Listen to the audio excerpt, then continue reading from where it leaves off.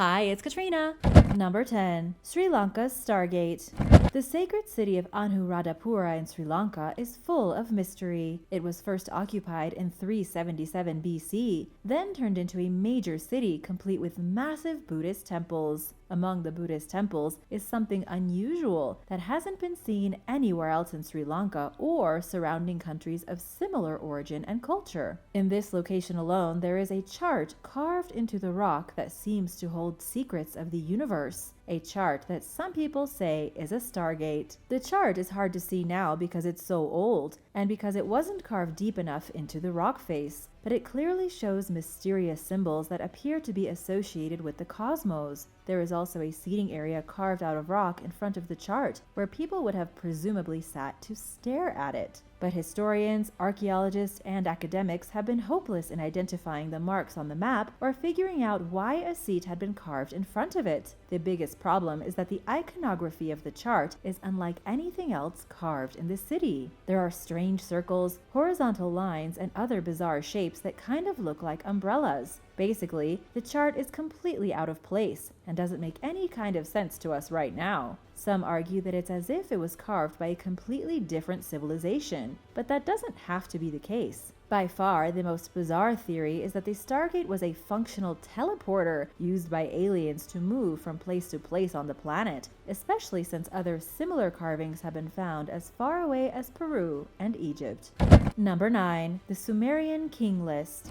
Even after a century of research, the Sumerian King List is still puzzling historians. The King List is one of the most incredible artifacts ever recovered from Iraq, where the great cities of Sumer once controlled the world. The list itself is an ancient manuscript written in the original Sumerian language, listing all the kings that ever ruled in Sumer. The reason the Sumerian King List is so mysterious is that it not only lists historical kings, but also mythical rulers who aren't supposed to have ever existed. Historians can't figure out where to draw the line between fantasy and reality, and that's made it very difficult to properly document Sumer's ancient past. The first piece of the King's List was found in the 1900s by the scholar Herman Hilprecht at the ancient site of Nippur. It dates back 4,000 years. It's also not the only one. At least 8 other examples have been found since 1906. Although most of them date from the Essene dynasty that lasted from between 2017 and 1794 BC. To make matters more confusing, none of the ancient documents are identical. Instead, they appear to show an ideal account of Sumerian history, a kind of fanciful history similar to what we find in the stories written in the Bible. All the fantasy has made it impossible to know which kings were real and which kings were simply myth.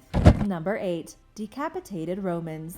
A group of decapitated Roman skeletons have been unearthed at 3 separate Roman cemeteries. The cemeteries were in the UK at a farm in Cambridgeshire. In total, 52 skeletons were found, all of them dating back about 1700 years. So far as archaeologists have been able to put together, the skeletons were once British Romans. This means they were technically born in Britain, but likely had Roman heritage. In any case, 17 out of the 52 skeletons were decapitated. The mystery here is that scientists can't quite figure out why some of them had their heads removed and others didn't. To make matters even stranger, those who had been decapitated had their head placed at their feet, and where their skull was supposed to be, a piece of pottery was placed instead. The best guess archaeologists have right now is that the decapitated individuals were executed for interfering with the Roman military. Because this particular farm was used as a supply center, and because there were so many civil wars happening at the time, it would make sense if there was some kind of rebellion here. The punishment for this sort of crime was definitely death. It could be that the rebels were killed, decapitated, and then buried in the most shameful way possible. If that's not the case,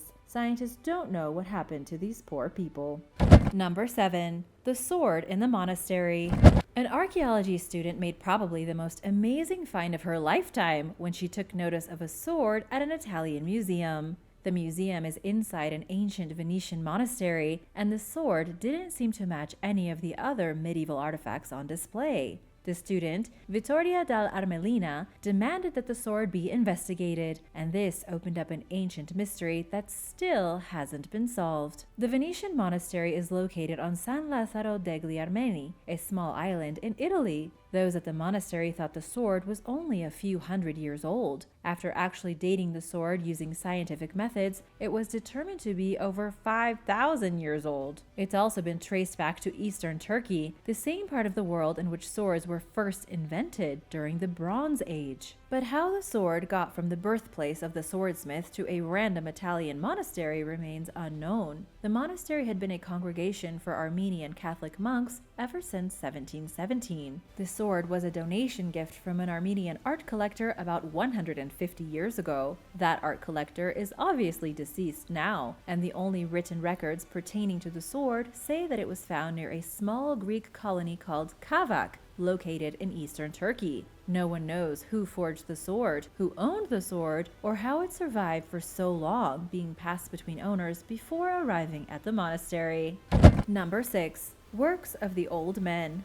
Thousands of mysterious stone structures have been found throughout the Middle East, referred to in archaeological circles as the works of the old men. The stone structures form geometric patterns, often in the shape of wheels. Some of them date over 8,500 years, making them older than most other geoglyphs in the world, even the legendary Nazca lines in Peru. The works of the old men can be found scattered throughout the Azraq oasis in Jordan, and they seem to have some kind of astronomical significance. They may have been built to line up directly with the sunrise on the day of the winter solstice, but nobody really knows. The structures were first seen by pilots flying with the Royal Air Force in World War I.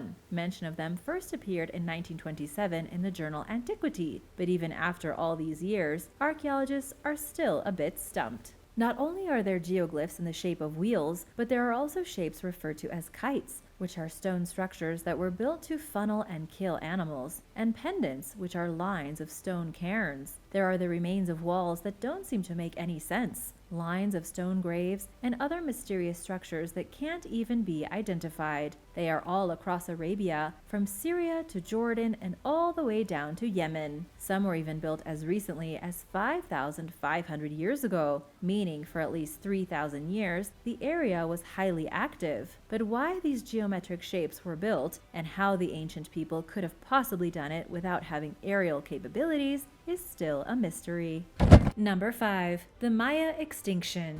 One of the biggest mysteries surrounding the Maya civilization is the fact that they seemingly evaporated into thin air, seemingly overnight. Of course, it's not that simple. The decline was gradual, happening over the span of a few decades. Even before the Spanish ever arrived in North America, the Maya had pretty much vanished. There were still some of the Mayan people lingering, but their great cities were abandoned and their society was in ruins. What we know today is that drought seriously impacted Mayan civilization. There were 5 serious droughts throughout the history of the Maya that didn't seem to bog them down too much. But then, 2 devastating droughts in a row happened right before their civilization fell apart. By the year 1150, the Mayans were gone. The droughts that destroyed this once great culture went on from between 850 to 1000 AD. Over the course of 150 years, they went from boom to bust. There are some theories. Some believe that the Maya kingdom was too densely populated. They weren't prepared for a dramatic and fundamental change to the landscape. They had cities of over 100,000 people and had cut down forests and manipulated wetlands to create more room for farming and urbanization. They accidentally ruined their own agricultural success because of extensive deforestation. By the time these droughts came along, the Maya had ruined their environment. What happened next was a complete collapse of civilization, with not enough food to feed the bustling cities filled with people. But of course, this is just a theory. Archaeologists and historians still can't figure out why the people didn't eventually go back to the cities. They still don't know exactly what happened in Mexico and Guatemala over 1,000 years ago, and can only make educated guesses as to the fate of the Maya. Number 4. Iron Age Spinal Miracle. During the Iron Age, a man took an arrow to the spine. He survived long enough for his bone to heal around the point of metal, when by all accounts, the horrific spinal injury should have killed him. During what must have been a fierce battle, he was shot in the back, and the bronze arrowhead lodged into one of his vertebrae. He also had fractured ribs, but it's unclear if he sustained both injuries at the same time. According to Svetlana Zvayatko with the Queen's University Belfast, this person was extremely lucky to survive. Normally, a vertebral wound would damage the main blood vessels and result in an immediate death. Other than the fact that this warrior was incredibly hardy and basically unkillable, we don't know much more about him. He stood 5 feet 7 inches tall, a considerable giant for the Iron Age. The average height of a Scythian warrior was only 5 feet 4 inches. He was also buried in an impressive grave sometime around the 8th century BC in central Kazakhstan. This was the part of Central Asia dominated by the Scythians, powerful nomadic warriors, for hundreds of years until the 2nd century AD. Sadly, his grave had already been pillaged centuries ago. Archaeologists found nothing except his body and some other mysterious scattered bones. No one knows who this formidable and unkillable warrior once was. Number 3. Hannibals Elephants. Hannibal Barca was a Carthaginian general who fought against Rome during the Second Punic War. He was born in 247 BC and died in 182 BC, and ever since then, his name has been associated with great military genius. His most notable achievement was in 218 BC, when he led 100,000 troops and 40 elephants through the Alps to fight the Romans. But to this day, nobody has been able to figure out where he managed to pick up the famous 40 elephants. Keep in mind that ancient Carthage is located in modern Tunisia, extremely far away from any areas one might easily obtain elephants. As far as scientists are aware, there were only 2 species of elephants alive back then, the Asian and the African, and he wasn't anywhere close to where these elephants lived in the wild. Historians also aren't sure which type of elephant he had. All we know is that he had at least 40 of them. Some historians suggest he got the elephants from a small forest near Morocco, and that they were a subspecies that have since gone extinct. These hypothetical elephants would have grown 8 feet tall at the shoulders, perfect for military action. But it's honestly impossible at this point to say if these elephants ever did truly exist. If they did, it's possible that the great general Hannibal Barca helped hasten them along to extinction by taking them all with him through the Alps to battle the Romans. Number 2. The Tomb of Alexander. We have been searching for the tomb of Alexander the Great for hundreds of years, and while it's never been physically found, an Egyptian official recently claimed that it's located in Siwa, Egypt. The claim is a bit flimsy though, since it was made by the director of Siwa's tourism department, the one guy who would profit most from Alexander's tomb being in his region. He says that between 1995 and 1996, archaeologists found a temple from the Greco-Roman era that could contain the tomb. Unfortunately, the tomb hasn't actually been found in the temple. Instead, the director is simply insinuating that it's hiding somewhere inside. It's completely unverified, although definitely possible. Alexander the Great did visit the Siwa oasis while in Egypt, and the region is so secluded that it wouldn't be a big shock if it contained a lost tomb. The Siwa oasis is even home to the fabled oracle's temple, where Alexander was given confirmation by the oracle that he was indeed the son of Zeus. Number 1. Roanoke's Lost Colony.